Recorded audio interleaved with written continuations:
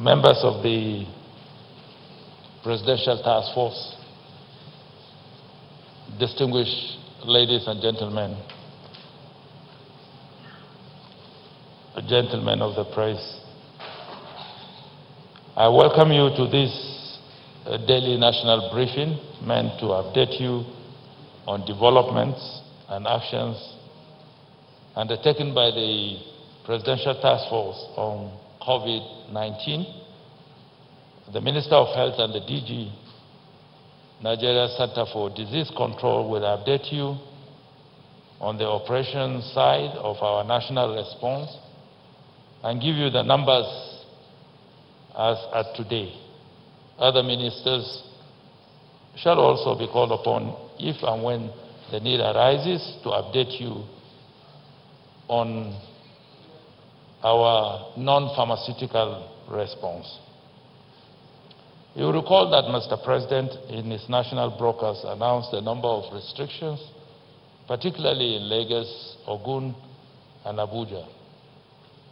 You will also recall that the Presidential Task Force met with security chiefs to review the status of implementation as it affects compliance and enforcement.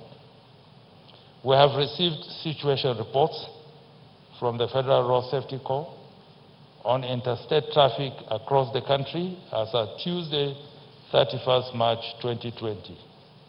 Indications are that there was a reasonable level of compliance with the presidential directive, which has led to great reduction of traffic on major highways. We have, however, received reports of challenges arising from the enforcement of the presidential directive by security agents generally and in states where governors have also imposed their own measures. As we continue to dialogue to remove the bottlenecks, I'm pleased to inform you that the Presidential Task Force has developed an implementation guide and protocols for the COVID-19 lockdown policy. I must emphasize that the exemptions mentioned in the document cover strictly the essential staff of those agencies. So when an agency is exempted, that exemption does not cover all the staff. It covers only strictly the essential staff as prescribed by those agencies. The document will be widely circulated to all the security agencies and will be discussed with the subnational entities for the purposes of building synergy in the fight against the virus. I, however, assure you that these guidelines and protocols will be published in the national dailies and broadcast on the news network for more awareness. In the course of this briefing, the Corps Marshal of the Federal Road Safety Corps is here. If you ask questions or you have received any information with regards to the traffic situation nationwide, you will refer those questions to him and he will provide appropriate answers to those questions. While the National Coordinator of the Presidential Task Force on COVID-19 will provide details on the guidelines and protocols for the lockdown. I am pleased to announce to you that Mr. President has approved the release of 70,000 metric tons of grains from the National Reserve, Strategic Reserve, for distribution to the poor, the vulnerable, and those whose livelihood will be affected by the lockdown. The first tranche of about 6,000 metric tons will go to Lagos, Ogun, and the FCT, while the remaining will go to other frontline states in the fight against COVID-19. In the continuing effort to ensure very minimal disruption of upstream oil and gas exploration and operations in Nigeria, Mr. President has approved limited operations exemption for operating companies, services, and logistic companies in the Nigeria upstream sector. They will ensure regular gas supplies to fire turbines that supply domestic electricity. He He has similarly authorized the exemption of essential staff of the seaports and all other activities in the seaports of Port Harcourt and by extension the One terminals in Port Harcourt. I shall now yield the podium to the Honorable Minister of Health to provide his daily update. I thank you for your kind attention and for your patience. Thank you.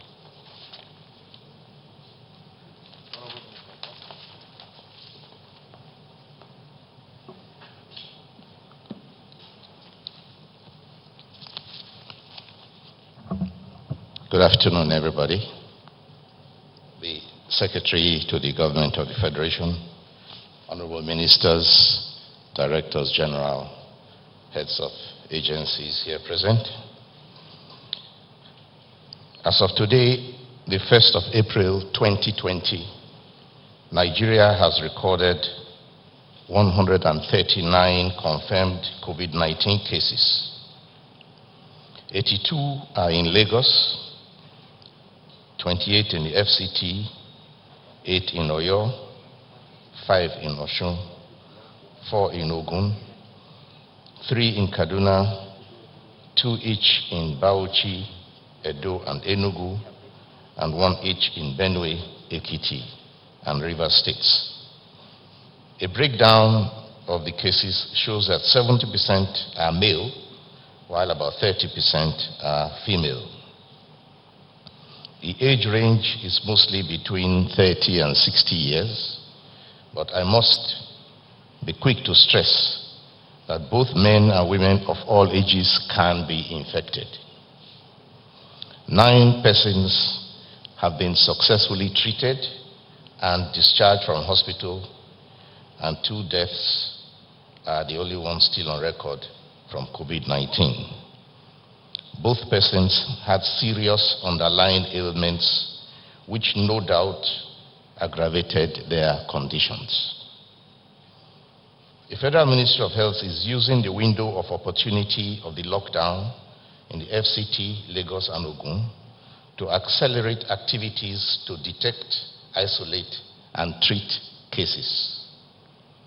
This is important because our ability to achieve the objectives in these states and the Federal Capital Territory will largely define our success in slowing the spread of infection in our country.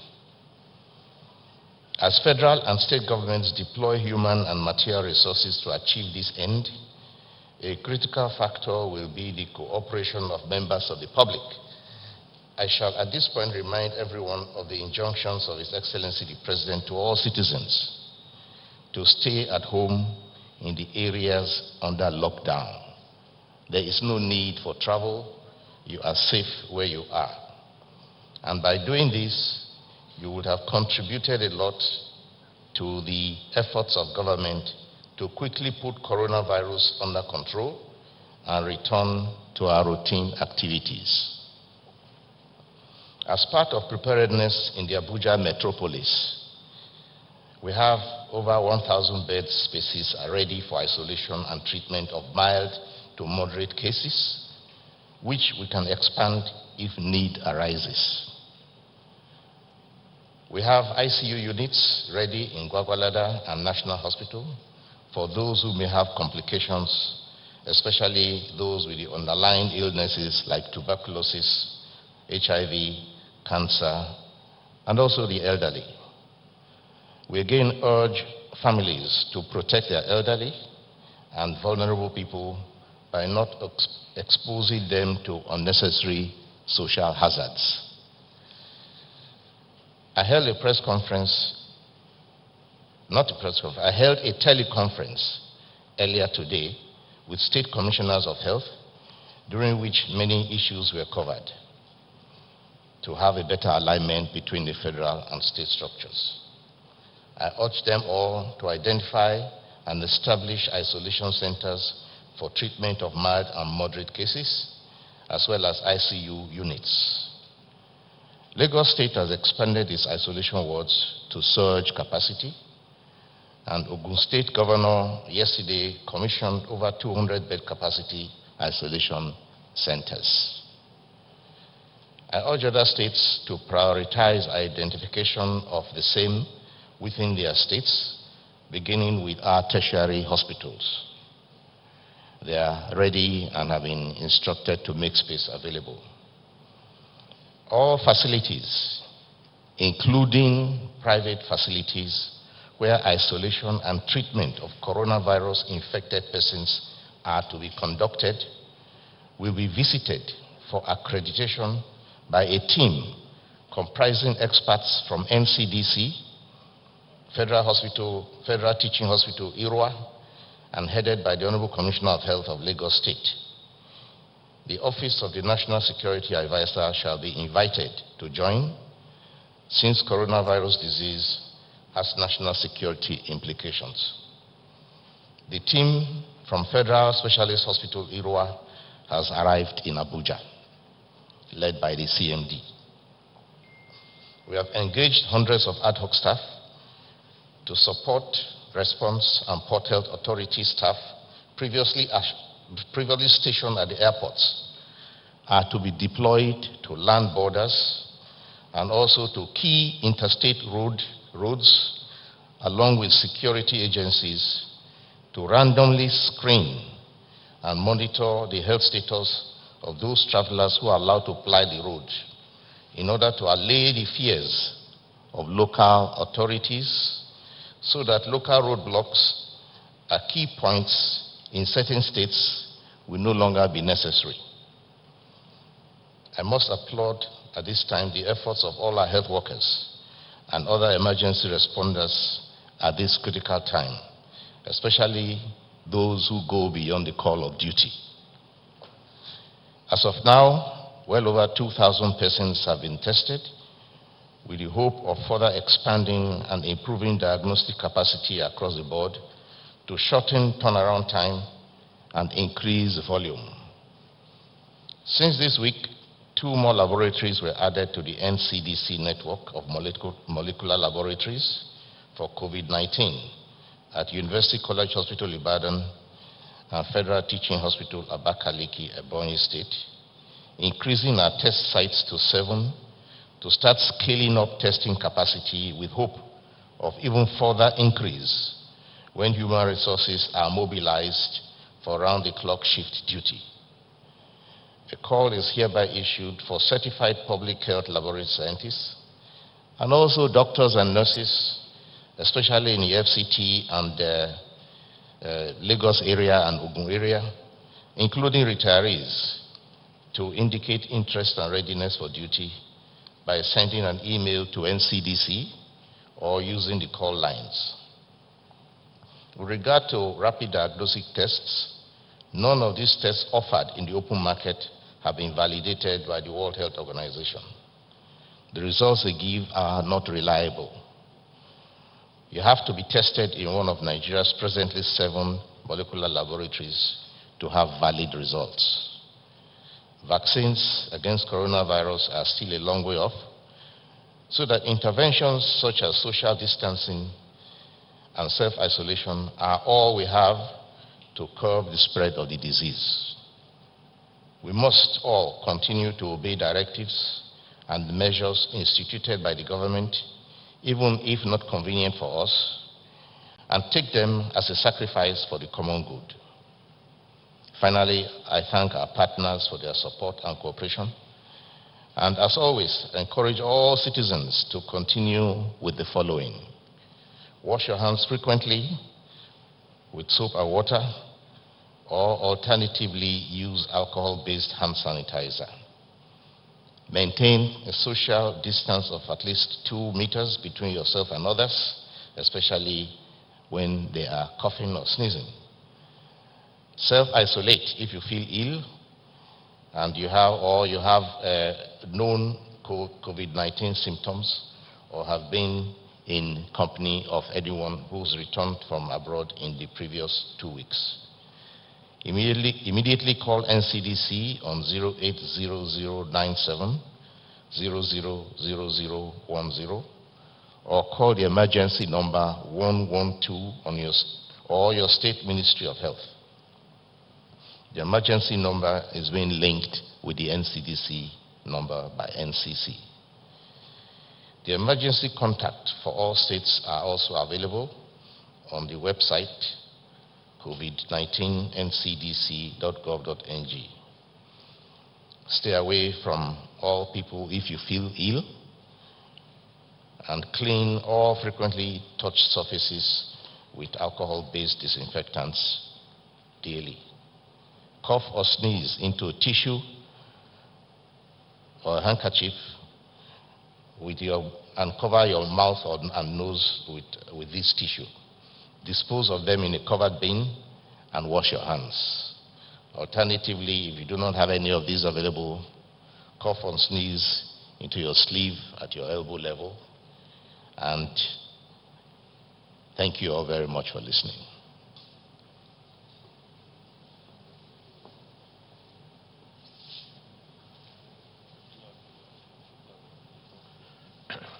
So thank you, gentlemen and ladies of the press. After that exhaustive update by the Honorable Minister of Health, I'll just add a few points, and then I'll focus on one specific area like I did yesterday.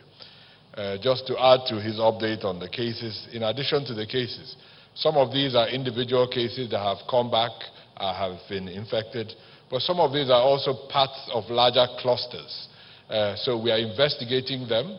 There's a ship cluster, a number of people that were on a vessel just outside of Lagos, and a number of people that were investigated and became infected as part of a group of people that came back to Nigeria together.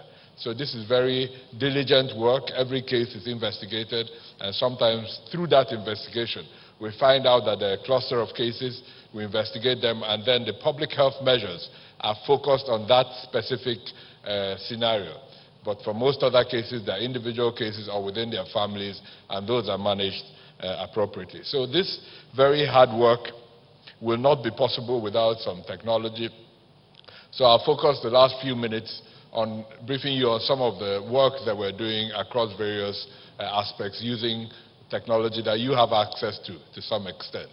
So for all our surveillance and contact tracing, we're using a digital platform called SORMAS to collect information on all the cases, all the contacts. These are then displayed on dashboards at the federal level, at the state level. With those dashboards, we understand the progress of case finding every day. That dashboard informs us on where the contacts are, where the cases, which contacts are linked to what case. So it is with this information that we send out teams every morning to do the detailed investigation required. As at this morning, we are following up on 70% of the over 5,000 contacts that we have identified. Every day, we are pushing that number higher, and that is one of the key purposes of the lockdown in Lagos and Abuja and the Ogun State, to enable the teams find these contacts, make sure they're well. Those that are sick, bring them into care. Those that are well, follow them up for 14 days. So this is the primary strategy at the moment.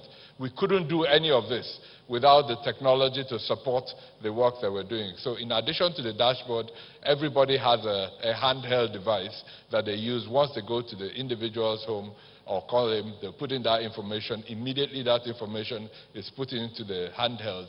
It appears on the dashboard. We know whether that person has been seen on that day or not seen on that day. We monitor that in real time in our Emergency Operations Center. The other bit I'd like to share with you, and I hope you visit because we've spent a lot of effort making this as user-friendly as possible, is the website www.covid19.ncdc.gov.ng. We know there were some problems about a week ago. This was just because of the traffic to the site. Working with some of our partners, we have now enhanced the accessibility and user-friendliness of this site, both for the computer version and for the phone version. On that site, you will find all the information you need. The cases are reported in real time. We have a geographical information system displaying the trajectory of cases as we announce them.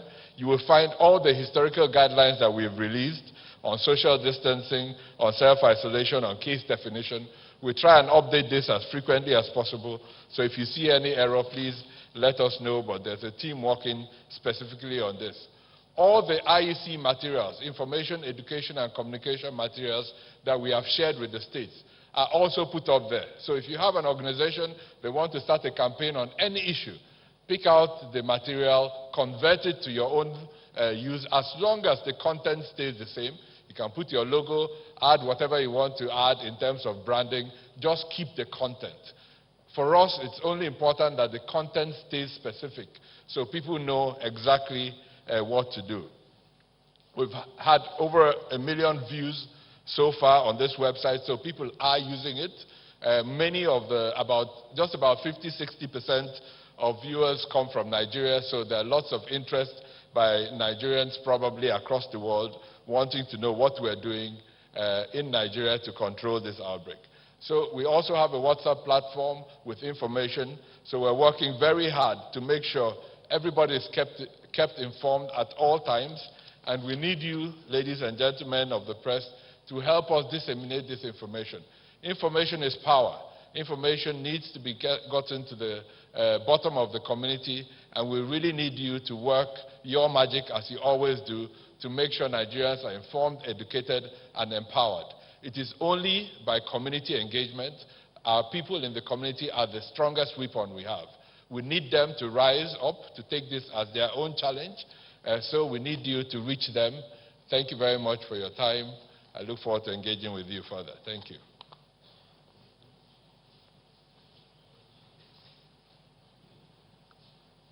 Thank you very much. We shall now take the report from the Minister of Information and Culture.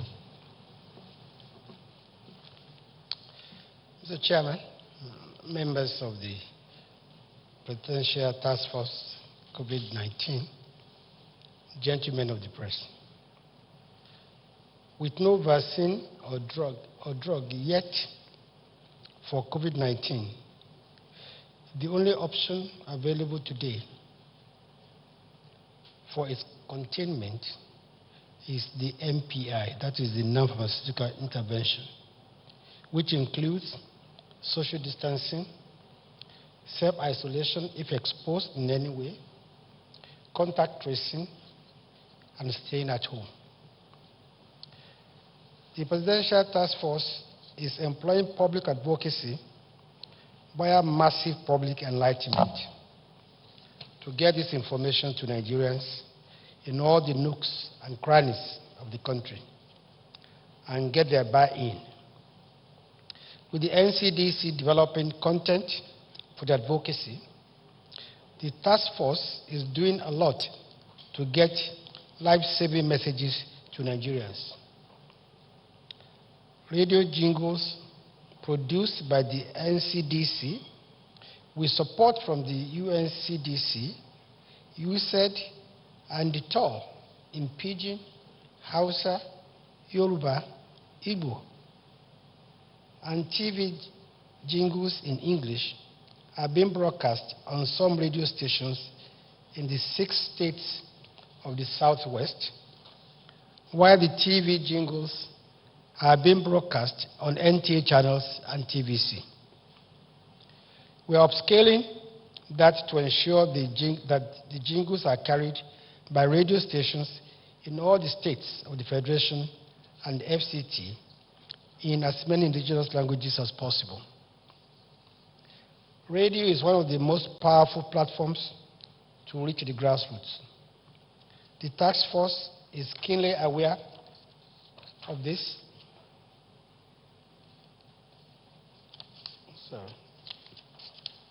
Hence, it has deployed the entire radio stations in the stable of Radio Nigeria to commence the broadcast of the jingles across the country. The network service of Radio Nigeria is currently running the English version of the jingle on prime time. Short messages on preventive measures were developed for broadcast as bulk SMS on the network of telecom service providers as a way of reaching out to millions of their subscribers. Efforts have been made to harmonize all the messaging going out from different sources to guard against sending out contradictory messages. Due to this synergy, all the social media handles of the State House and the Federal Ministry of Information and Culture are currently sending out similar messages. As a follow-up to the broadcast of Mr. President on COVID-19, short messages were developed from the speech highlighting the facts about the lockdown. The messages were disseminated on the social media to further enlighten the public on why they should comply with the lockdown and what is also required of them during the lockdown. Similar messages were developed on what self-isolation means, who are to self-isolate, and procedures for self-isolation. All the messages are being disseminated via the social media. We're also tracking and refuting fake news and misinformation.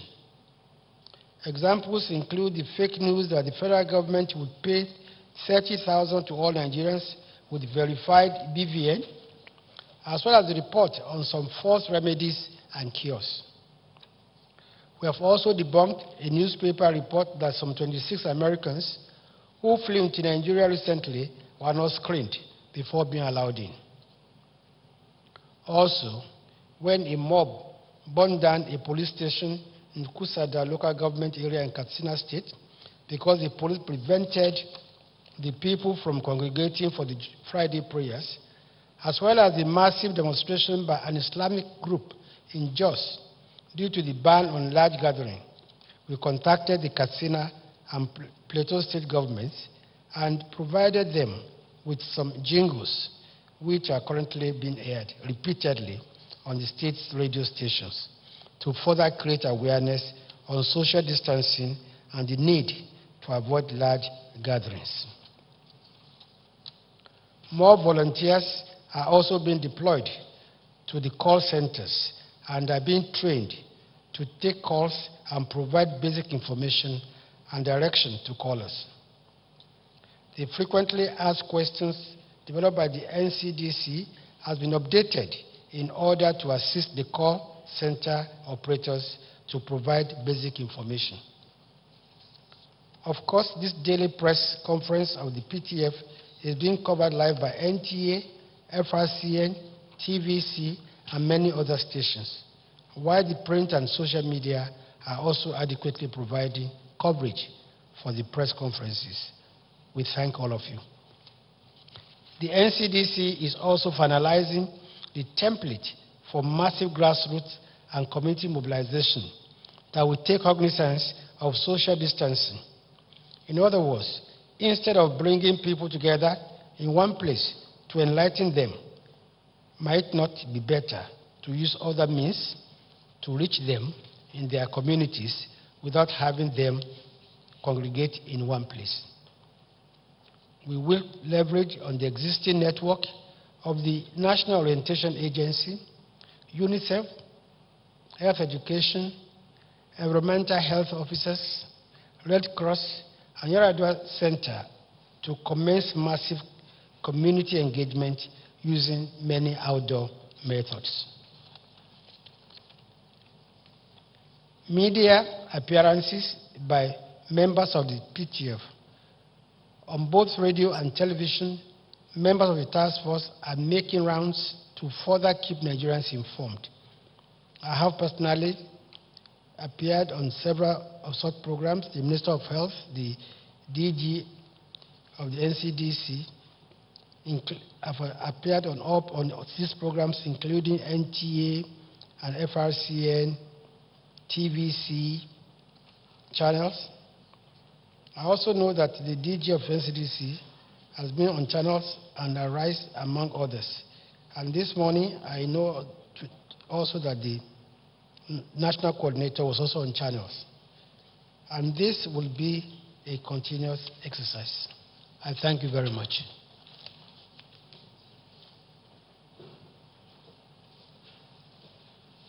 Thank you very much, Minister of Information and Culture. We will now take the National Coordinator, Dr. Sani Aliu.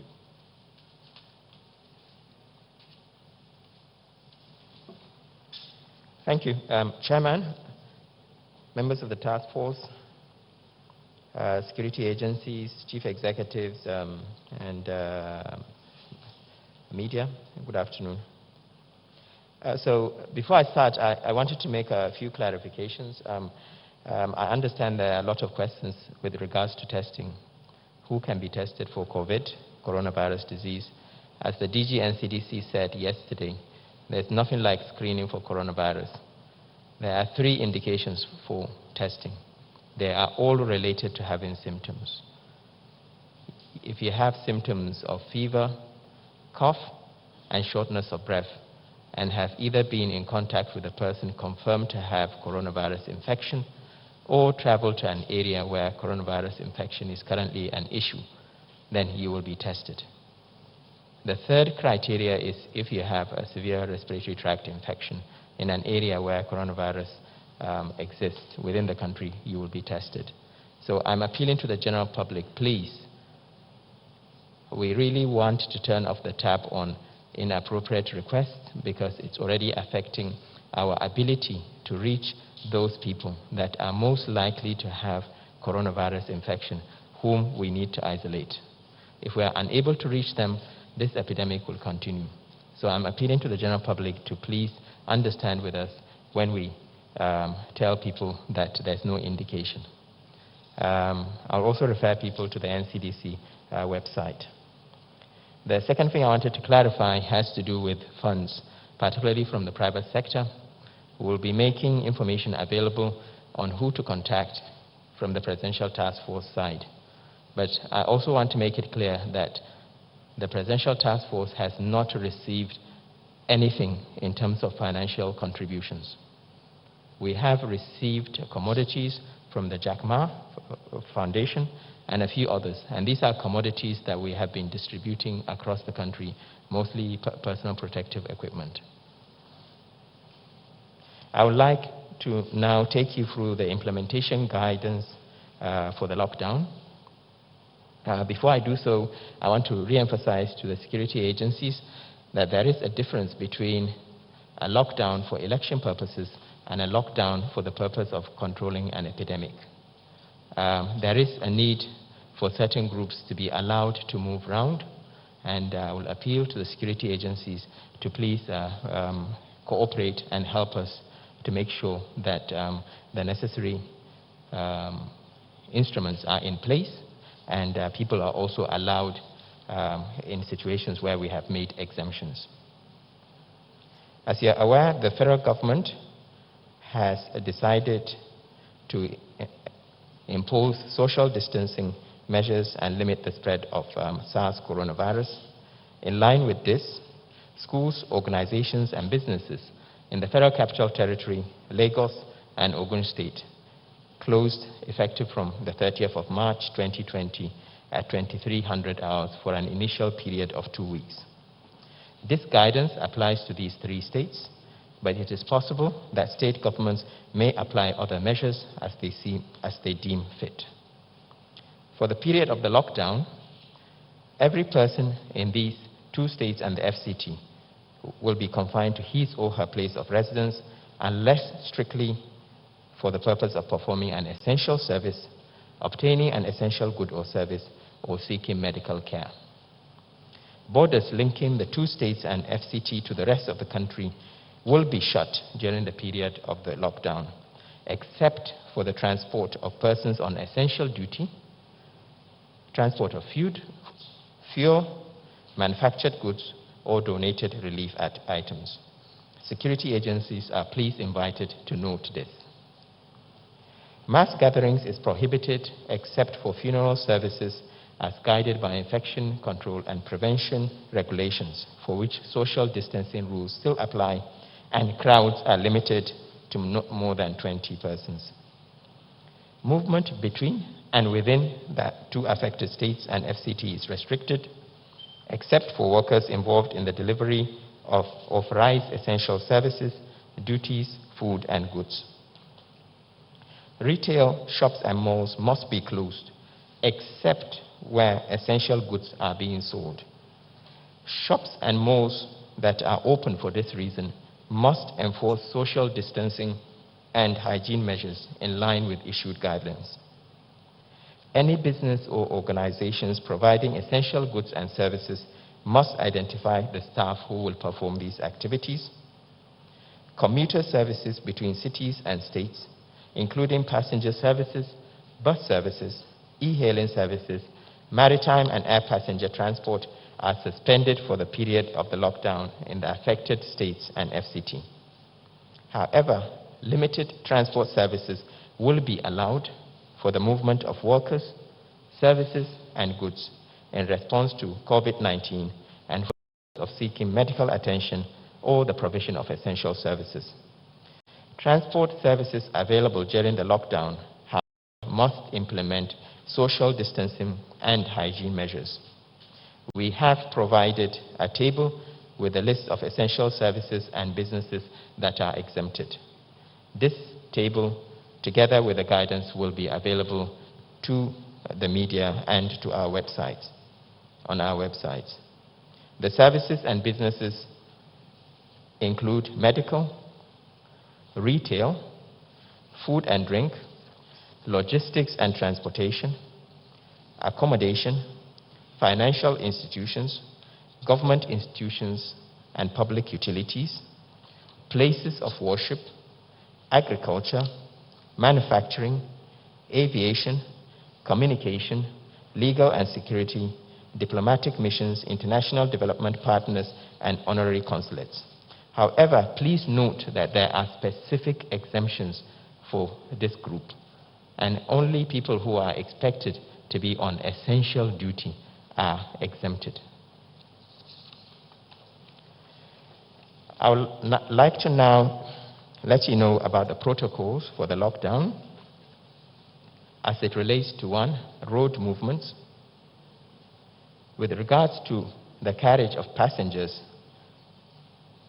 we must ensure adequate spacing in between passengers, clean and disinfect frequently touched parts, including door and window handles, steering wheels and dashboards, and encourage passengers to perform hand hygiene frequently. For supermarkets and food stores, all owners and managers of supermarkets and food stores must strictly adhere to the following. On arrival, all staff must be screened for a high temperature. Those found to have a high body temperature above 38 will be denied entry and advised to seek immediate medical attention. Staff and customers attending to supermarket and food stores must wash their hands before entry to the store. Owners must make provision for regular hand hygiene for staff during working hours. All deliveries of supplies and products for these supermarkets and food stores must be made between the hours of 5 a.m. and 9 a.m. Porters should wash their hands before offloading products and goods. Store opening hours shall be between 10 a.m. to 4 p.m. daily for customers. At any point in time, the total number of customers inside each store must not, on average, exceed a third of the store's maximum capacity. Where necessary, store owners should assign security personnel to ensure strict compliance with these measures. From 4 p.m. onwards, all shelves, aisles, and stores are cleaned and disinfected, and by 6 p.m., all stores must close and staff conveyed back to their respective homes. Again, I will emphasize that these measures apply to the states of Lagos, Ogun, and the FCT. For pharmacies, the rules as per supermarkets apply, except that for pharmacies that run 24-hour schedules, they will be allowed to operate as usual. Markets. In order for markets to operate, state and local government authorities, as well as leaders of market associations, must take full responsibility for strict compliance with the following protocols. 1. Only shops and stores selling food and groceries shall be allowed to open to customers between the hours of 10 a.m. and 2 p.m. every other day or less frequently. These are shops and stores within markets, just to clarify. All market associations must make provision for hand washing for all sellers and buyers. At entry and exit points of the market, both sellers and buyers must wash or sanitize their hands. Each store or shop in the market should ensure that their customers queue and are attended to serially while complying with social distancing measures and avoiding overcrowding. All shop owners and staff must arrive and set up at least 30 minutes before the market is open to customers. Each store owner is responsible for cleaning and disinfecting their premises. All markets shall strictly comply with social distancing policies, and a safe gap should be ensured between shop and store owners and customers. With regards to banks, all banks shall comply with the guidelines, the mode, and scope of operation issued by the Central Bank and the Federal Ministry of Finance as it relates to the COVID-19 response. All banks shall make provision for hand hygiene at the entry of the premises and temperature monitoring of all staff and customers visiting their branches.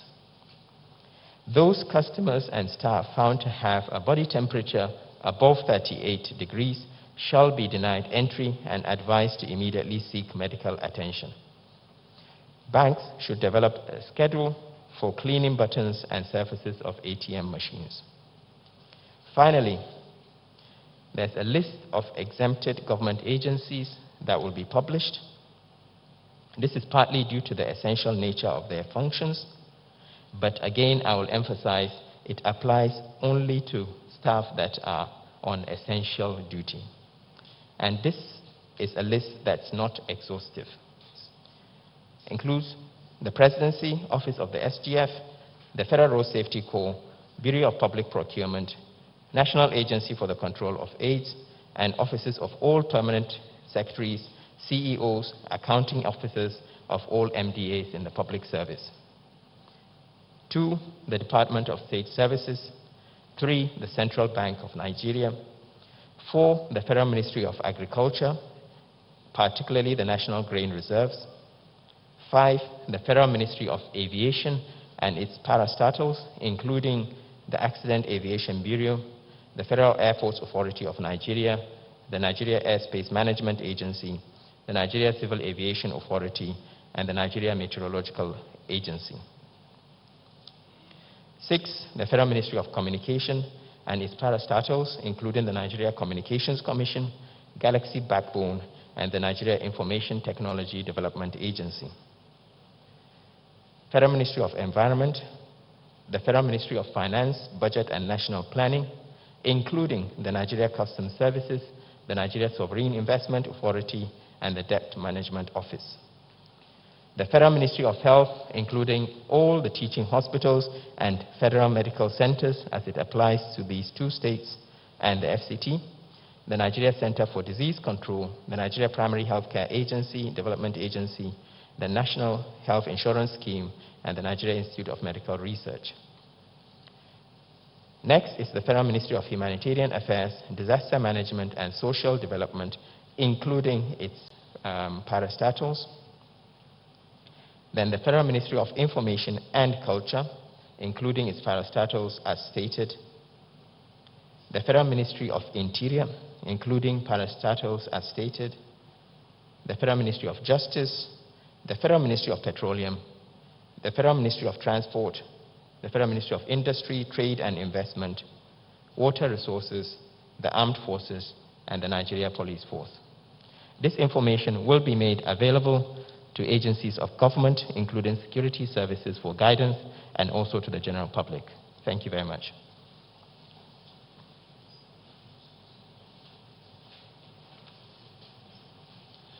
Thank you, Dr. Sonia Liu.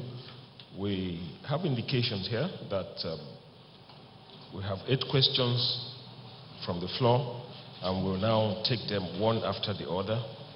The ministers will take their notes, and after taking the basket of questions, they will respond one after the other.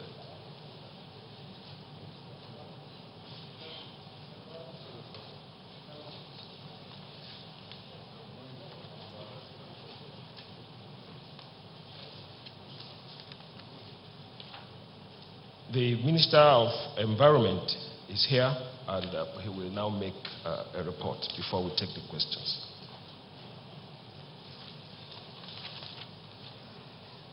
The SGF, honorable ministers, distinguished members of PTF, press, ladies and gentlemen, good afternoon. Just an update from the Federal Minister of Environment. The last time I was here, we told you we have activated our environmental health officers in all the 774 local government. We are keeping track of what is going on down there, getting the information. These people are there for the people at the grassroots to reach out to them, and from the report we are getting people seeking information, and they are there providing that kind of information. You will see some of them in uniform like I've shown you the other day with the white and khaki. These are well-trained environmental health specialists who can advise and tell people more about sanitation, because that is part of their training. We are operating today, I can say, a system that is full of redundancy. You will hear about sanitation, disinfection. Exactly. Why? Because that is what is needed to contain the spread of this virus. Now moving on to disinfection and decontamination. Why disinfection, decontamination of facilities? This virus, as we know and we have had, can remain on surfaces, whether it's wood, plastic, metals, or handles, doorknobs. So the Environmental Ministry, in conjunction with Federal Ministry of Interior, specifically the Federal Fire Service, this afternoon have concluded training of the Federal Fire Service staff, and have actually fired the first set of trucks. These are specialized trucks that will be used for disinfection, and they have actually started this disinfection. Today, a team of disinfectant, 4 teams, have gone out and have started decontaminating, disinfecting, starting with the Federal Fire Service itself, which I fired the first truck. These are foamy disinfection and fumigation. Some places you might see gaseous type. This is all in an effort to contain the spread of the virus. There is team 1 is currently here in this building, which will be undertaking some after this briefing. So we have 4 teams that are currently going. Team 4 is the one in charge of all the markets around. You have the Utako, Jabi, Kado, Garki, Wuye, Kaura. All this will be starting tomorrow. But today, we have the Federal Ministry of Finance, Federal Ministry of Foreign Affairs, Treasury House, Radio House, Defense Headquarters, and several other establishments. This has become necessary in order to make sure we contain the spread of the virus, especially, like I said, being left on surfaces. This will go in a long way. So again, please, we need the cooperation of you, the press, to let people know, and the people who are watching at home. This is just the brief from the Federal Minister of Environment. Thank you.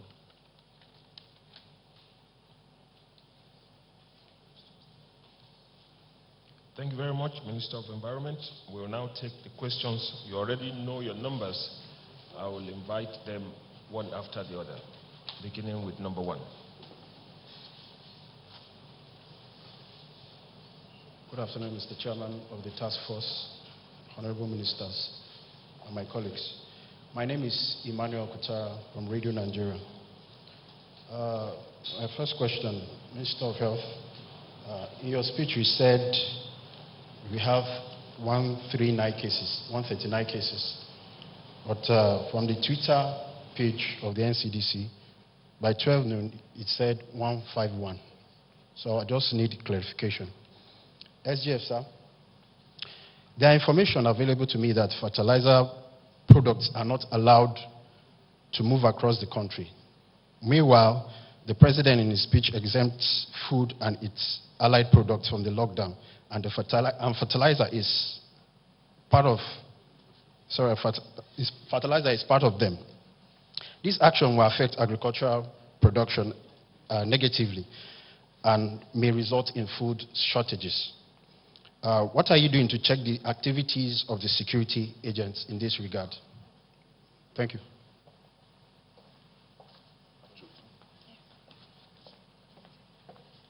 Honorable Ministers, DG and CDC. My name is Amaka Ode from Arise News. And I want to start with the National Coordinator, Dr. Sani Aliu. He's a bit distracted. Okay, Dr. Sani, I'm just to follow up to what you said earlier. You did say that those who own supermarkets and even those who work at the markets, they're allowed to move around. Of course, I want to know how they'll be able to identify themselves. Is there some sort of identity that will be given to them that they can show to the security men on the road so they can go through? And also, you spoke about the markets, making sure that everyone who comes in wash their hands. Would you know that we have challenges with running water because the WHO says the water that you use to wash your hand has to be running water. So for markets where those facilities are not available, would you shut those markets down, or I don't know what other alternative is available? And the Minister of Interior, well, we've heard so much, especially from the Minister of Information, Health, as well as the DG, speaking about jingles being used to, disseminate information. But one group of people that don't have access to this are prisoners. I'm sure you've heard about the riot in Kaduna State Prison yesterday, where prisoners, of course, are scared of the coronavirus and knowing fully well that our prisons are congested. So what are you doing to share the information and also the social distancing? They are humans, they are Nigerians, their life matter as well. So I need you to address that as well. And unfortunately, the Minister of Humanitarian Affairs is not here, so I'll direct this question to the Secretary to the government. Well, we have to say well done to the government for all that you've said in terms of the grains that the President have approved. And we've even heard that some monies are being given to the poorest of the poor. But one group that we haven't really taken cognizance of has to be the elderly in our society. Because if you look at our social protection program, there's no place where it talks about assistance for the senior citizens. And of course, the Senior Citizens Act that was signed in 2018, there's no implementation of that right now. And they have been identified as the most vulnerable to COVID-19. So what are we doing to address them and make sure that they are not hungry while, trying to run away from coronavirus? And the Minister of Information, well, there is a question that came in via Twitter for you. And he says, I'm going to read it out. It's from a young man whose name is Ayomide. He says, I need the Minister of Information to appeal to cable television providers, at least for this period of the lockdown, to cut down subscription fee. Especially multi-choice, they have made so much money from Nigerians, and now is the time to pay back. So he wants to know if there's something the government can do while we're insisting people stay at home, at least they have something to watch. Thank you. All right, good afternoon. My name is Terry Kumi from Channels TV. I have a few questions here. I'd like to start with the SGF. It will appear that the security agencies do not have clear-cut directives on how to handle defaulters on this lockdown order. I want to know if the federal government instructed them to probably whip defaulters, arrest, or what exactly are their directives for defaulters. I also want to know with the conditional cash transfer, we know that the Minister for Humanitarian Affairs today was distributing money in cash to the beneficiaries, beginning from Kwali. I'd like to know from you if the government looks back and says we should have done this earlier, because as it stands, markets are closed and these people would rather have food than money at this time. And then the national coordinator mentioned that no money has been received yet, but we also know that the ICPC has been warning that corrupt individuals should stay away from these monies. I'd like to know if we can get a commitment from you on how you can publicly publish the funds as they come in and how you expend them. And I have a final question for the NCDC boss. I'm sure you're aware of the conversations in the public space right now with the case of Imo and the second fatality case. In fact, you've been fingered in that. There are insinuations that you were aware of that, and you've also helped the government to cover for that so that no case will be reported in Imo State. Could you respond to that, please? Thank you.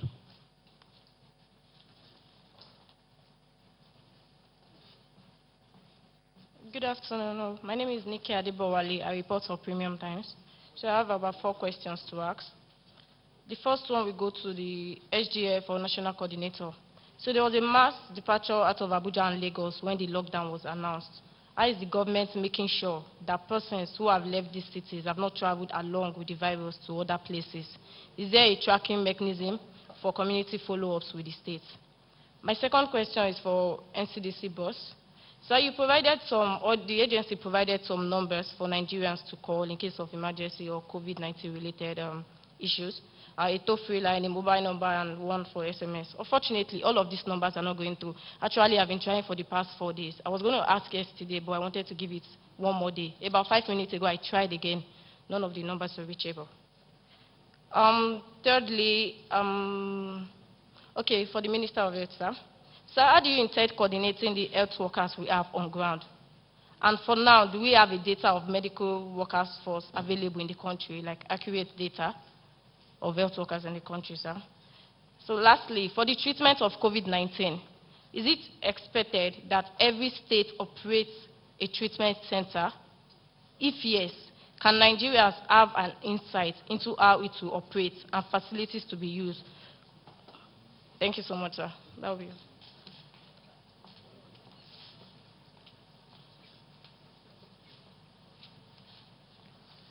Good afternoon, sirs. Good afternoon, my colleagues.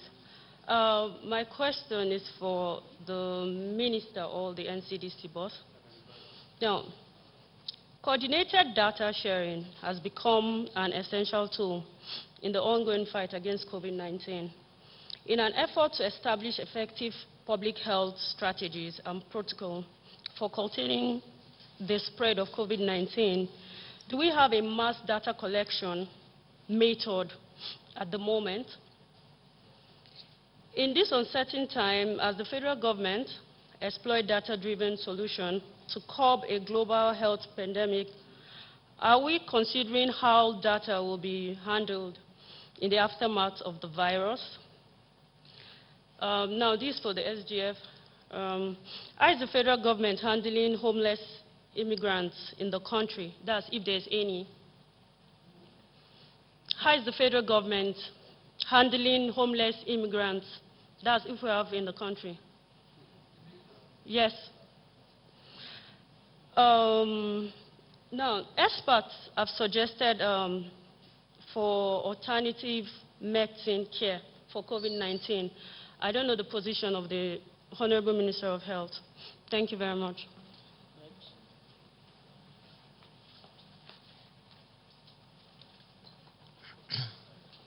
Good afternoon, the SGF and members of the Presidential Task Force team. My name is Yemi Adebayo from AIT. I just have 2 questions for the Minister of Health. First is, in the course of your text, you did say that some of the isolation centers to be used for testing of COVID-19 will be inspected in the days to come. I want to know, when is this going to take place?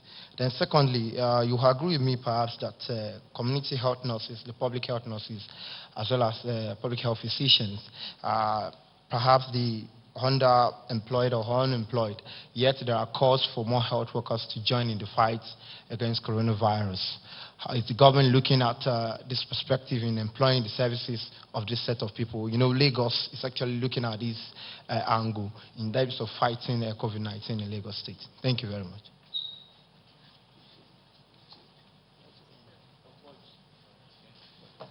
Good afternoon. I am Itaire Ikben from the Nigerian Television Authority. We recall that during the Ebola health crisis, when an infected person dies, the corpse is said to be as infectious, if not more infectious than when the patient was alive. Is this the case also with the coronavirus? And what is the protocol for burial? Is the body released to the family? I want the task force to clarify. Again, there appear to be, at the moment, with the cases we are experiencing, a penetration of the southwest states in the southwest geopolitical zone. So is the government considering a lockdown of more states with the cases that we are experiencing? Again, when we talk about road construction in Nigeria, it comes with a lot of known hardship for motorists, such as diversions and gridlock. The government is giving a lot of window for essential services. I don't know if the government is considering using this window for construction of some essential roads in the country.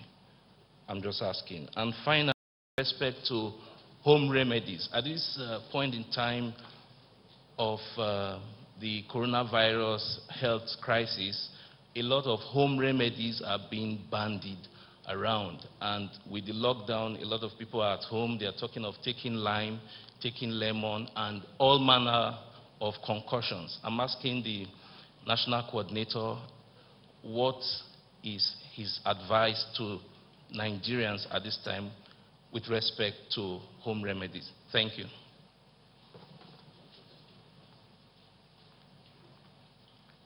Good afternoon, the SGF, honorable ministers, and my colleagues. My name is Rahila Lassa. I report for Voice of Nigeria. My first question goes to the national coordinator, Dr. Aliyu. While reeling out the guidelines for the lockdown, you said the market will be open and you gave out the instructions. Who goes to the market? Is it the essential workers, or how do other people find their way to the market? Secondly, it has to do with, my observation is on the attitudes of medics. Maybe the Honorable Minister of Health could address that. I had a colleague, I have a colleague who said yesterday he was feverish or something, so he went, he was on essential duty, so he went to a health center and the person in charge asked him to go out, that he should know how to observe protocol. So I don't know if you ask them to be civil in their response also. And then security personnel too. There are several reports that they have been confrontational even to people that are on essential duty. Thank you.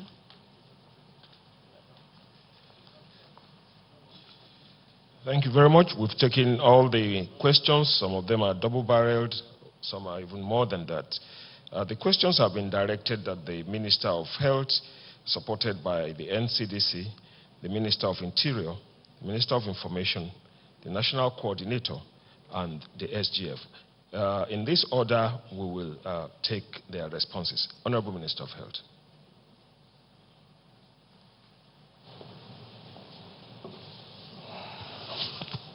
So, good afternoon again. The very first question was to bowl us here out, for those of you who play cricket.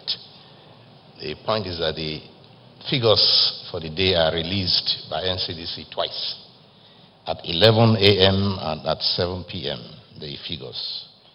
And my speech was prepared at about 10. So you see that it was a little bit behind. But I did know that there were 12 new cases, and in fact this is interesting for you to know that one of the vehicles intercepted trying to enter Nigeria from Benin Republic with many Nigerians on board. I think it was a bus, over 100, heading for Osun State. It is said that they were coming, I think, from Ivory Coast or Ghana, I'm not quite sure. And it is among those groups that we have 12 immediate new entrants. So those are imported cases now, which added to the 139 which I have, which I read, and gave you 151. So It shows the importance of importation and of border closure. Now, in this case, they are our citizens, and they are knocking on the door at the border, and they have to be let in. But if they were not our citizens, definitely you will have had a problem having to handle infected persons of other nationalities. In this case, the closure of the border is important, and we're asking and also requesting Nigerians to stay where you are, except you absolutely have to travel. Then, because the risk of travel itself exposes you to crowds. You're in a taxi or in a bus that's loaded with people. There is no distancing involved. And if you're going to travel several hours in a bus or transport medium that has so many people packed together, then you're at risk. So these people obviously the travelers put themselves at risk. So my advice is that you stay where you are and don't take the risk unless you are walking. Now, the other question is about health management and data. Yes, the Ministry of Health does have a good workforce registry and also health facility registry. So we do know exactly the kind of personnel that we have and where the shortages are. And it's only important to know that where the outbreak is happening right now is number 1 in Lagos, and number 2 in FCT, and then to a smaller extent in Oyo State and Ogun State. So therefore, the call for support and talk of workforce will be specific to those areas. So we are not necessarily mobilizing workforce in Nasarawa or Kaduna or Akwa Ibom, but the areas where you are closest to. So you are not going to have a long journey. Therefore, the mention of the workforce registry, yes, is only for academic reasons here, but it's not pertinent to where they are needed. I made my own appeal for those ones in those states to volunteer, the workers in those areas, whether doctors, nurses, medical laboratory scientists, to come out and support those particular areas, and I hope that that's where they reside. The same goes for data management. The health Ministry has a very strong and able data management system, the Health Management Information System, which is manned by a senior officer and collates data from all facilities and agencies. We are in the process of upgrading and scaling it up right now to become a lot more robust and comprehensive, and to be able to give us the data that we need for decision making. The question of isolation centers, yes, we encourage all states to have isolation centers. I've said here once before that many states do have isolation centers for tuberculosis and certain diseases, but maybe one all-purpose isolation center. But talking of isolation centers, it's no use blaming ourselves that we don't have one, because most countries don't have, and the ones they had were easily overwhelmed. You know that there are certain European countries where patients were lying on the floor because they had no beds left. So if your health system is overwhelmed, then obviously the infection, the epidemic has defeated the health system of that country. And no country is ever ready, no matter how strong you are or how weak you are. So that almost will not play a role. As for the question of disposal of persons who have passed away from that, I will leave that to NCDC to answer. And the lockdown of states, His Excellency the President has taken a strategic move by putting on lockdown those states with high burden. And because of very frequent movement and relationship between Lagos and Ogun State was included, although they don't necessarily have a very high burden. But the purpose is to allow public health workers to zero in on those cases, to reduce the import and zero in on the cases we have. As we heard from NCDC just now, they have taken care of about 70% of the contacts, and they are going to push very hard, and I am also pushing them to go fast to make sure that they cover the remaining 30%, because those 30% are going to increase and multiply the way the nature of this disease is. so that they have covered a lot of ground. And that will yield a lot more figures, as we are seeing here, while we have time to have more stringent, pay more stringent attention to imports. So the lockdown of those states is strategic.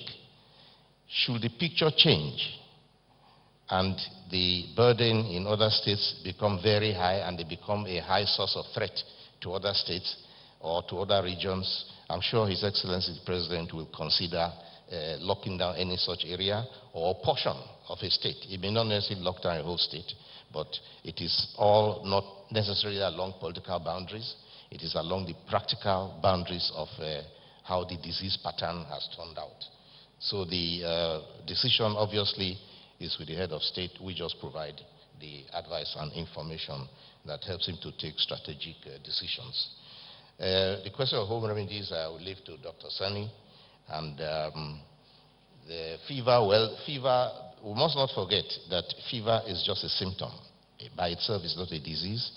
It's a symptom of a whole panel of diseases, from the flu, the influenza infection, bacterial infection, and other viral infections and so forth. So the fever is just an indication. And we should not be so carried away with coronavirus that we forget that someone who comes with a fever can actually have malaria or something else. So we must always bear that in mind and combine that symptom with other symptoms, sore throat and other complaints, itchy throat, that give you, and also, of course, the history. The patient history is very important, the travel history, that give you your index of suspicion to send such a person for that diagnosis. I think that is all that we have to answer to.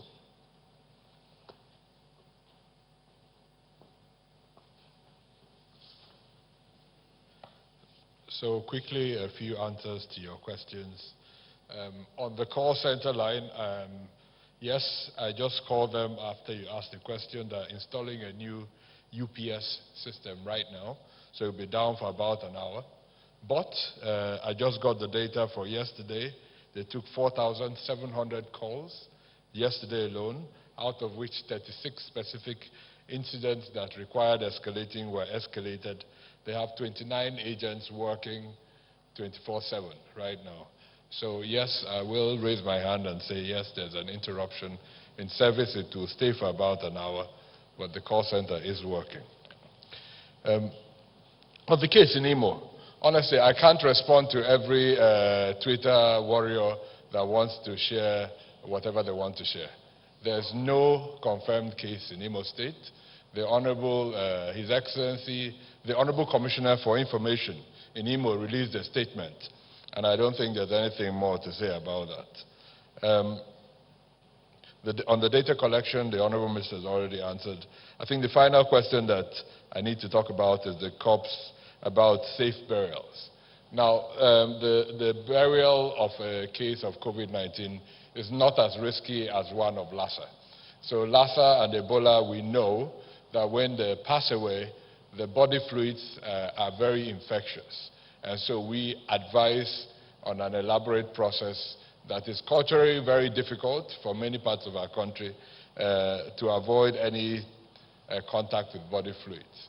We have, if you go on the COVID-19 website, you will see advisories on burials for COVID-19, but it's not, it doesn't have the same level of infectivity of Lassa or Ebola because it's not transmitted through body fluids. It's a viral infection transmitted through the respiratory tract.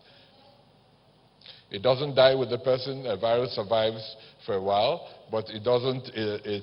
In Ebola and Lassa, it comes from if you sweat, if you touch the sweat, if you have contact with any body fluids.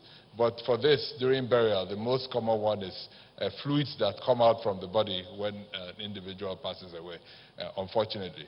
That is not the case for COVID-19, as far as we know at the moment. So we still advise on a fairly safe burial, but the risks are not as high. That's what I'm trying to say. The risks are not as high as when you are burying someone with Lassa or Ebola. Thank you.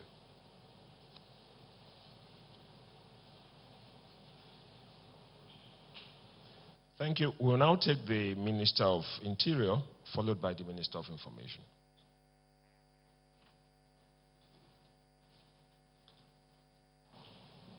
Good day all. The personnel in the Nigeria Correctional Service manage facilities, the custodial facilities, with the highest level of efficiency and professionalism, such that I can tell you that yes, we have congestion in some of the urban custodial facilities. They are no longer prisons in Nigeria. We have custodial centers.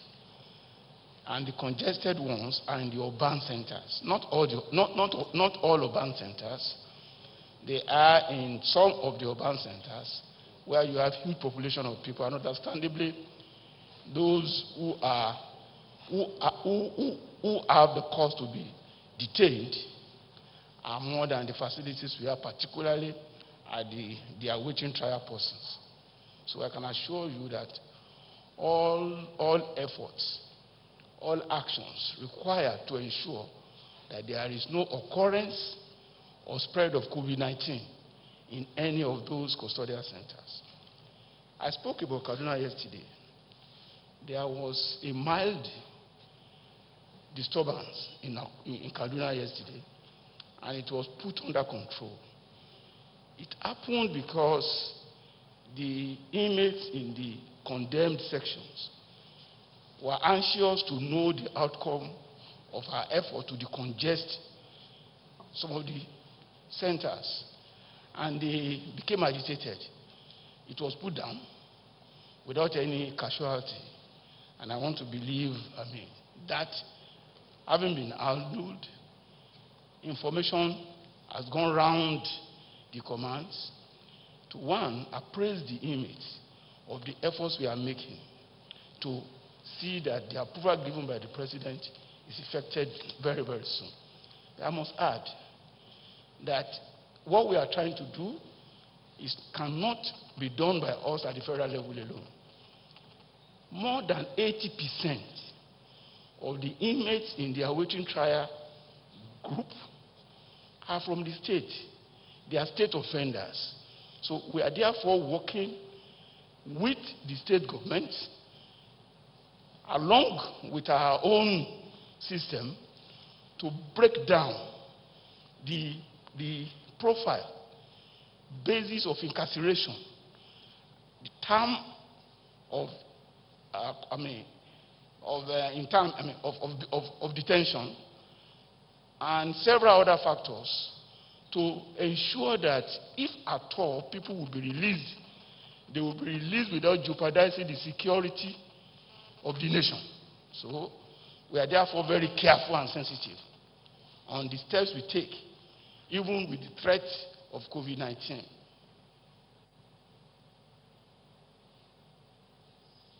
And I must add this because it is important.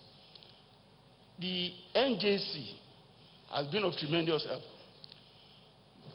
By the middle of last week, NJC issued a directive to all courts in Nigeria to suspend trial that could lead to any detention in the custodial service or centers.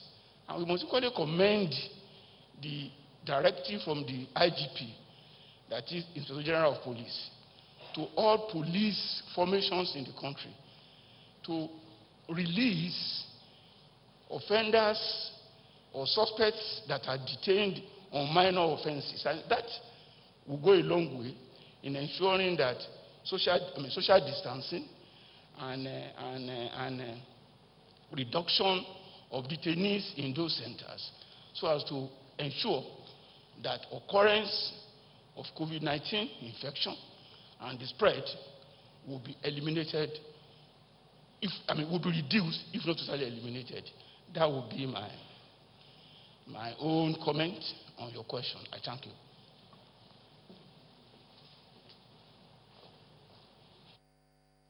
Honorable Minister of Information and Culture. Thank you very much. I will just make three very brief interventions.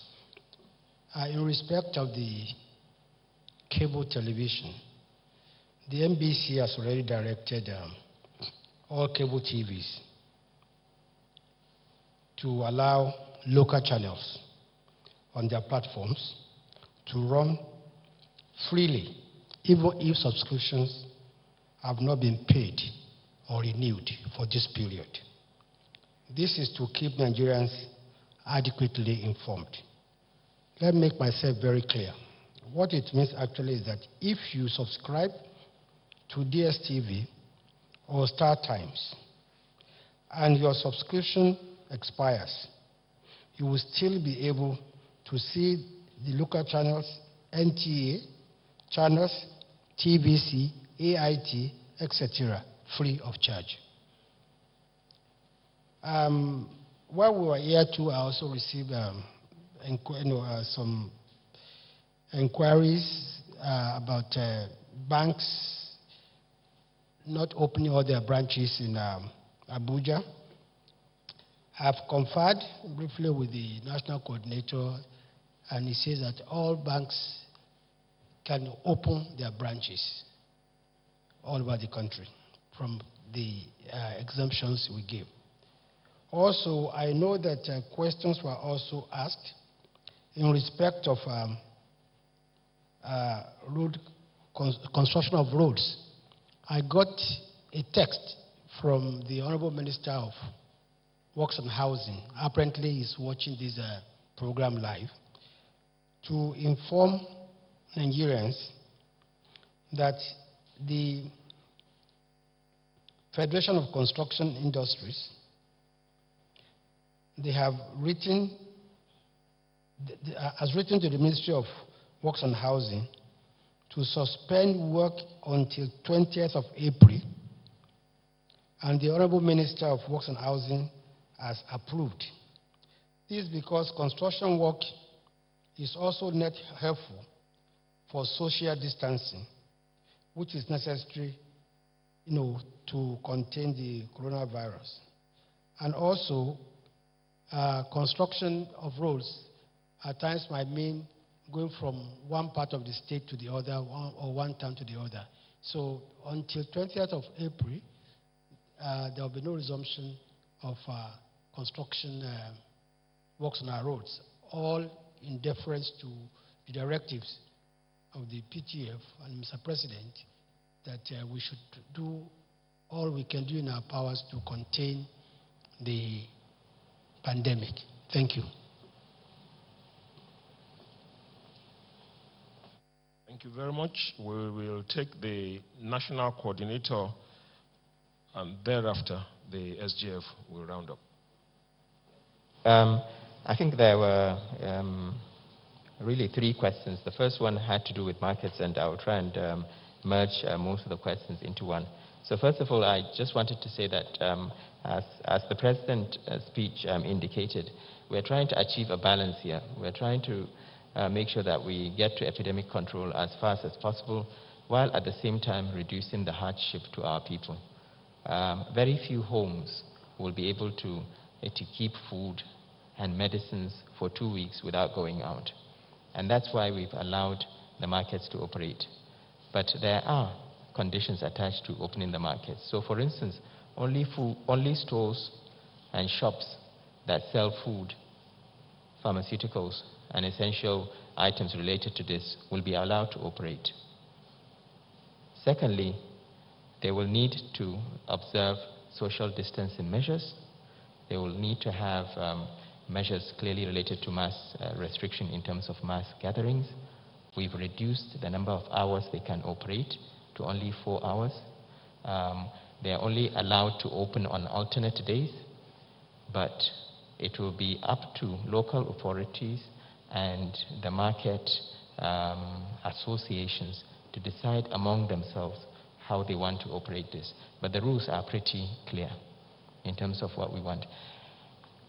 In terms of how they get to the markets, it's one of the reasons why we brought up the guidance, and we are appealing to our security agencies to please understand the difference between election restrictions and restrictions related to epidemic control. People will still need to get to their neighboring shops, they will need to get to their markets, but we'll need to observe all the rules attached to reducing the risk of acquiring these infections. In terms of water, if you probably look at my earlier speech, I did say that we expect people entering the markets to either wash their hands or to disinfect their hands. Washing is still a better method. If you're able to get hold of water, fine and good.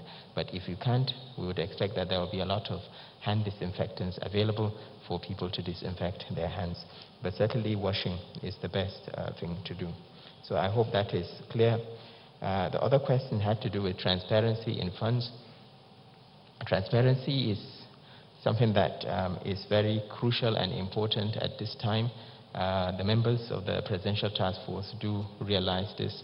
We will be very transparent in terms of the finances and the commodities that come to us. Having said that, though, I just wanted to make it very clear that there are actually two main channels that are currently operating. One is through the private sector initiative, the Coalition Against Coronavirus Disease.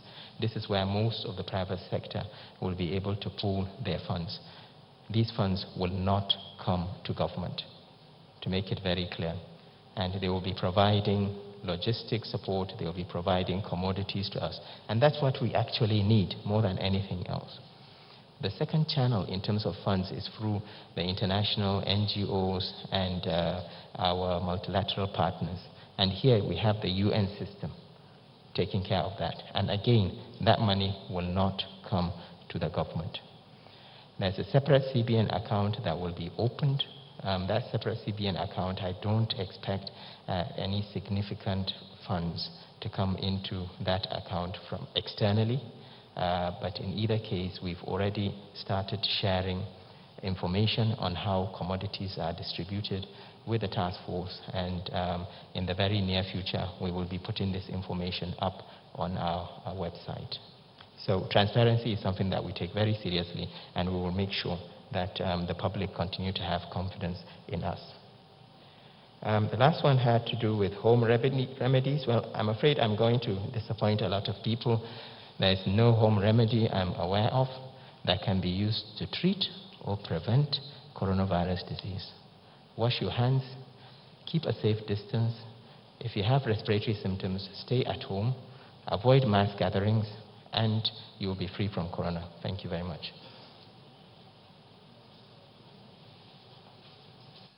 Thank you. We will now take the Secretary to Government of the Federation. Thank you. Let me quickly try to see if I can answer all the questions that were asked. The first one had to do with restrictions with regard to fertilizer as an agricultural product. I have received that report, particularly from the Port Harcourt axis, where we have one of the biggest plants, the N30 plant, with regards to the restrictions put in place. That's why the exemption further extended to port activities. In the President's broadcast, it was only Lagos port. Now we've included the ports in Port Harcourt and all other operations of movement of essential products. And in the protocol that was released by the national coordinator, farms, distribution of foods and perishables, manufacturing of foods, drugs, pharmaceutical, and essential products related to the response are all exempted. So that is adequately covered. All we need to do is to work with the subnational government in Port Harcourt to ensure that all trucks and tankers have a free flow, because it's not only trucks from the ports or from the factories. There is the issue of even tankers that are conveying petroleum products that are trapped in a very long gridlock of traffic in the Port Harcourt area. But I believe that is being resolved as of now. and all these things will get to their destinations because they are equally essential. The month of April is the start of our cropping season in most parts of this country. So we must get the products out to those places. There was a question that had to do with cash being shared. That is part of the processes of the conditional cash transfers. And the Honorable Minister for Humanitarian Affairs, Disaster Management and Social Development is not here because she has started the implementation.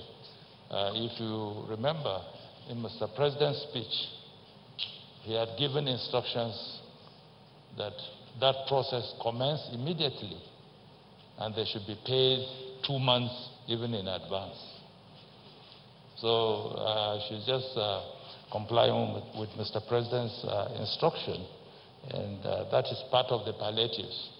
Already they have a register of people that they have been dealing with under the social intervention program that was hitherto domiciled in the office of the Vice President. So it's a continuation of that particular program. The other question has to do with mass exodus. How, you ask, how am I sure that these people that are leaving or that have left Abuja have not gone to their destinations with the COVID virus? Well, that's $1 million question. I wouldn't be able to know because they have not subjected themselves to any form of examination to confirm whether they have the virus or not. And also, they have not shown, probably they have not shown any symptoms. But the truth about it, that's the essence of the lockdown, to allow for this mass movement. Because once we have this mass movement and people get into their communities, community transmission will start. And that is why the biggest problem would arise. Because people just disappear and they get into their communities carrying this virus and they begin to infest people in those communities. That was why government in its own wisdom first decided, realizing and conscious of the fact that this infection is not homegrown. We took the first step by shutting down our airspace so that we can restrict importation. You can see from what has happened in Oshun that even importation by land border and land transportation, it's a major crisis. So we did that so that we can now deal with those that have been infected and have come into the country, to be able to track them, track their contacts, which is a major tax. Which is a major tax. I'm not sure. Dr. Chikwe, how many people are you tracking now? Close to about 5,000 people. As a result of the contacts of those that have been infected and confirmed. So you need to track those people that are already in their different communities or wherever they live, so that you can pull them out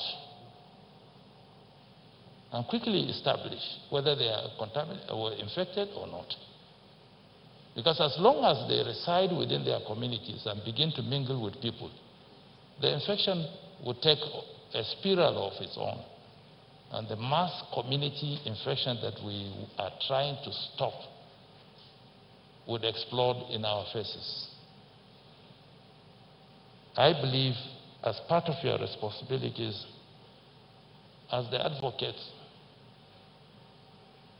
you need to deepen that in the minds of our people, that this is not the time to travel anywhere, for your own good and for the good of the people that you are even going to. This is the time to stay put and make sure you keep yourself safe, healthy, for the best. How is the federal government handling COVID-19 immigrants in the country? They have already come in. I hope I got the question right. They have already come in. All we need to do is to make sure that we track them, whether there is a tracking method. I believe that the Center for Disease Control have put in place a system. That is why with the first index case, once it was established on which airline he came, the manifest of that airline was collected from the airline, and the Immigration Department too of the Ministry of Interior was asked to supply all the information that was required. And the tracing and the tracking of everybody on that flight began. It's a tedious process. Probably it was a flight that carried about 120 people or more. So you needed to track each and everybody to know their status. If they have manifested the symptoms or they are having some health challenges. So it's a very, very tedious process. They have come into the country. We have no other option but to try to trace them, track them. And I believe that you have, Dr. Chikwe, you have a device that can geolocate even the people. I know during the Ebola period, they had those devices, and I believe we still have those devices. That if we can have their telephone numbers, we can use that even to geolocate them and track them and be able to make sure that they are subjected to some basic investigations. But the fifth question has to do with the posture of the security agents. They are confrontational. Well, the citizens too are confrontational. It's a Nigerian phenomenon. Let's accept it. Most of you here have traveled the world in your work as journalists. Once you alight the aircraft in a country different from Nigeria, your attitude is different, your countenance is different, your posture is different, your language is different. After a week of sojourn and you return home, once the aircraft lands, boom, the Nigerian spirit comes upon us.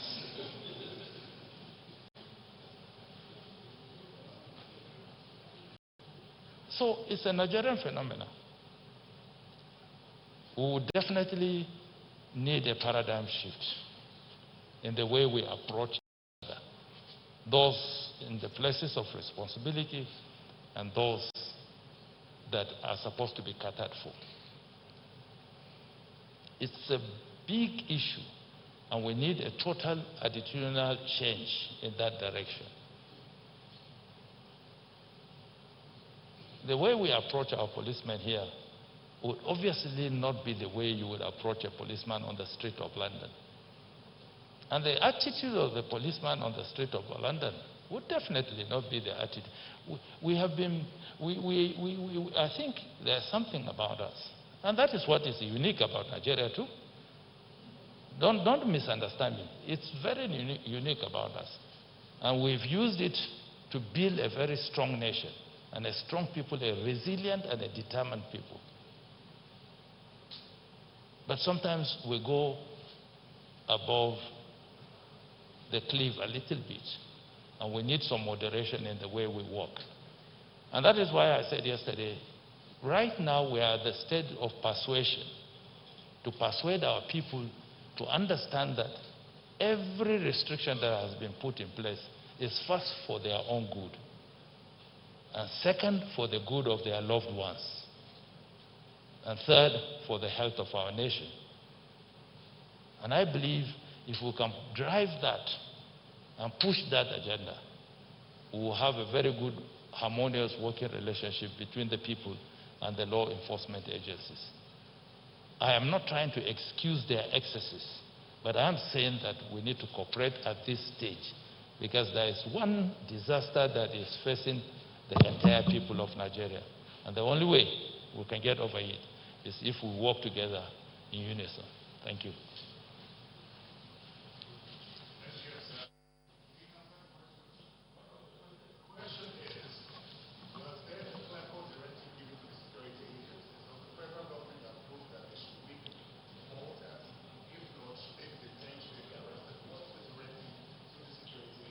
Well, the protocol has been developed now. We are going to issue the protocol to them. We expect them to go by the protocol. Once the president had signed the quarantine declaration, it has the force of law. But like I said, at this stage, we want to be as persuasive as possible. The Honorable Minister for Interior wants to decongest his cells. This is not the right time to send more people into a place you want to decongest. So it's a matter of persuasion that as Nigerians, we need to work together to ensure that we get over this cliff as quickly as possible. So once the declaration was signed, it has the effect of law. But do we want to impose it with the use and instrumentality of the force of the law now, or do we want to persuade our people to have ownership of this process? So that at the end of the day, we will cooperate and ensure that we limit the pandemic nature of this scourge. I hope I've answered the question. And this particular document and protocol will be made available to you, where all the exemptions are listed. If you read it in conjunction with the cessation declaration of movement within these places, you will have a complete picture. Yeah. Senior citizens, the conditional cash transfer and all the other palliatives that are being put in place has the senior citizens in the top bracket. Even the food that is going to be drawn from the strategic food grain reserve, the first criteria is to look at the poverty level and those that fall within that in a particular area. That is the basis of the calculation of the rations that will be issued to them. So it's a holistic package. If you look at the conditional cash transfer, they go to households of the aged people, not to young persons, because we have different programs for the young persons, Empower and the rest of it. But for the conditional cash transfer specifically, the beneficiaries of that are people who fall within the category of the aged and the elderly people in the community. Thank you. We have taken all the responses to the first set of questions. We will just allow two more questions, two more follow-up questions before we close for the day. I have received the indications already.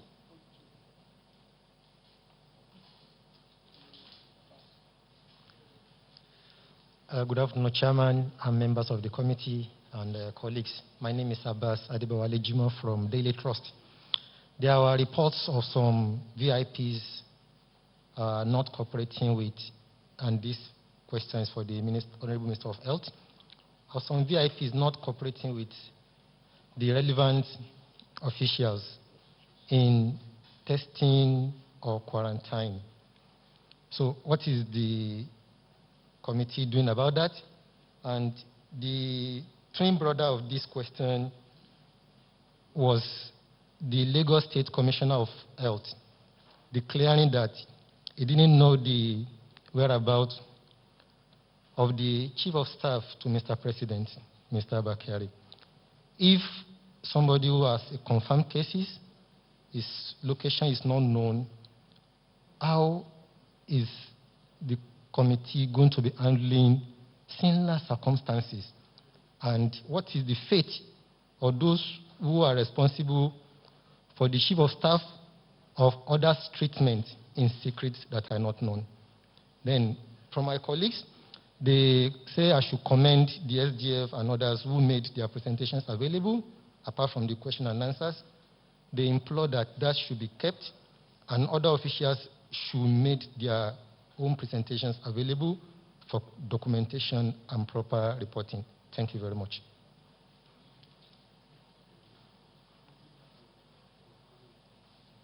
Good afternoon, Honorable Ministers. My name is Juliana Taiwo Balonya of the Sun newspapers. This is from a citizen reacting to what the Minister of Foreign Affairs said yesterday about some of those we are looking up to for help are equally having challenges. So she wants to know, what are we doing as a nation to find a cure or a vaccine Are researchers and scientists at work, or are we waiting for the rest of the solution to come from, for the world to bring the solution? 2, can we get indigenous manufacturers to produce test kits and ventilators based on prototype rather than waiting in line for relief? This is to the DG NCDC. Said at present 1,000 tests are done daily. Can we be availed of the test breakdown in relation to the labs available? What is the response time of NCDC to a potential case? And lastly, DG spoke about the discovery of infected patients on a vessel that arrived in Nigeria. However, MPA has continued to deny the arrival of this vessel with the people infected. Who do we believe? Can you clarify, please? Thank you. Honorable Minister of Health.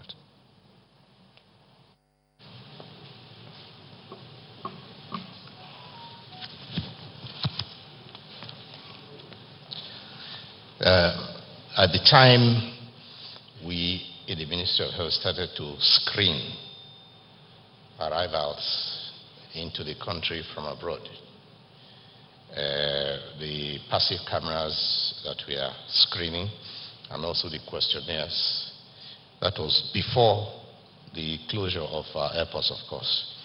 There were few cases of reports of some VIPs who trivialized what the Port Health authorities were doing, Port Health. And we got reports that some VIPs refused to have their temperature taken or to fill the forms. We informed the appropriate authorities at that time. That was in fact even before we saw the first case, because Nigeria was very quick in beginning to screen passengers who were entering the country. And the necessary order was given from above for the various VIPs to comply. So we got compliance from VIPs from then up till the airports were closed now. So the compliance of VIPs is presently, as far as that is concerned, not a factor. But having said that, I want to repeat that every person, including each of you here, you have a right to privacy. Each of you have a right to tell anybody whether you screened or to tell anybody whether you are positive or negative. And that right is also granted to those who are in public office, the ones you call VIPs. They also have a right. Some VIPs have chosen to disclose by themselves. Some have authorized that their own result can be announced. And I announced mine. The SGF gave me permit to announce his. So, and the Vice President has also given us permit. So those who didn't give permit, we don't announce their result. And we don't even tell you who is positive or who is negative. And we do not go into the fact of who is positive, then are they in treatment or not, because it's not part of what the public needs to know. But let me tell you that all those who are screened and they are positive, all of them, VIP or common man, are all in good care and custody and are being properly taken care of. With regard to the vaccine, I've said before that this is a new virus, and there's a lot of furious scientific research going on to learn more about it, about its behavior, and about creating the vaccine for it. Very many laboratories are working on that in the United States. In Nigeria, what we have succeeded in doing is also at the Nigeria Institute of Medical Research in Lagos in determining the genetic sequence of this virus, which was a big feat. The first time it's been done in Africa, and confirmed to be identical with the genetic composition of the virus going on in Italy when the index case came in here. So that is a scientific feat. Some scientific laboratories are using that genetic sequencing in sort of a reverse way to generate antibodies that could take care of this disease. Our scientists here are looking within the limits of their capabilities, taking a deeper look at the coronavirus and seeing what they can learn from it and what they can contribute to the international body of knowledge about it. So the active participation, yes, is there. But even if you created a vaccine today, it has to undergo trials. It has to undergo clinical trials to make sure that it is safe to use. Because a vaccine is not only to prevent you from contracting an illness, it's also to be sure that the vaccine itself doesn't turn out to be an illness. So it doesn't turn out to be something that harms you. So a lot of clinical trials must be done to ensure that it is safe and that it works. And the scientific projection is that will take something like 1 year before you have something that you get a vaccine that works is one thing. For you to get approval, the approval of authorities in Nigeria here is NAFDAC, and in the United States is FDA. To get the approval, they prove that it actually does what it's supposed to do, and above all, proof that it does not do any harm. So those ones, all those tests will take about a year. So vaccines are probably a long way off. Right now, we have to still focus on our own social distancing, our own measures here, and other measures to fight this vaccine.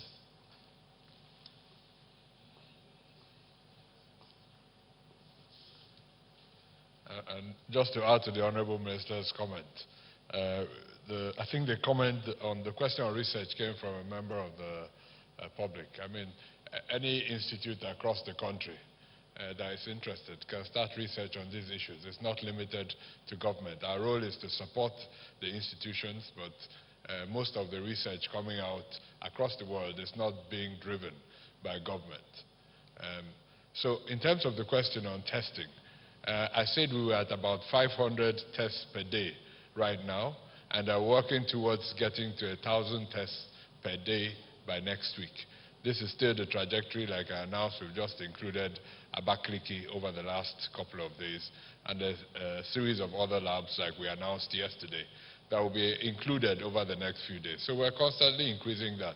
We cannot announce number of tests done every single day, but we will include it in a weekly update. So at the end of the week, we'll try and collate the number of tests done. These tests are being done across many labs. The more we add labs, the more complex it is to get this data. Because remember, we not only test for new cases. Every single case is tested severally when they become ill until they clear the virus. So if you are tested positive today, you will be tested on day 3, on day 6, and subsequently. So for a lab, we have to disentangle all of that. So it's not something we can update on every single day as we give our new numbers. But what we will do is put it together weekly and share it with members of the public so you know how many tests we're carrying out and what proportion of those tests among new people are positive. And so it's an important distinction. It's not just the number of tests. That just measures volume.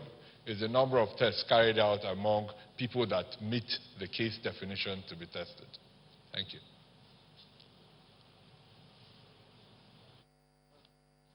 Thank you very much. With the response from the DG and CDC, we have come to the end of today's briefing.